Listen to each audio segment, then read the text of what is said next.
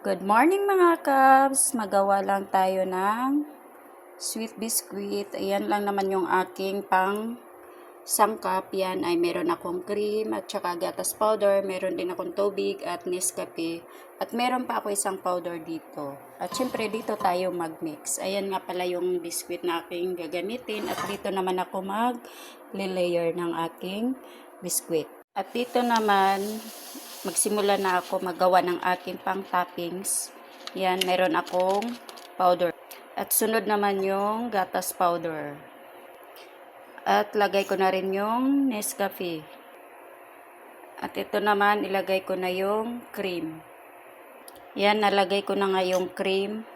At i-mix ko muna. At ito naman, isunod yung tubig. Unti-unti lang paglalagay. Tapos, imi-mix. Huwag biglain ng tubig, baka mamaya biglang lalabnaw.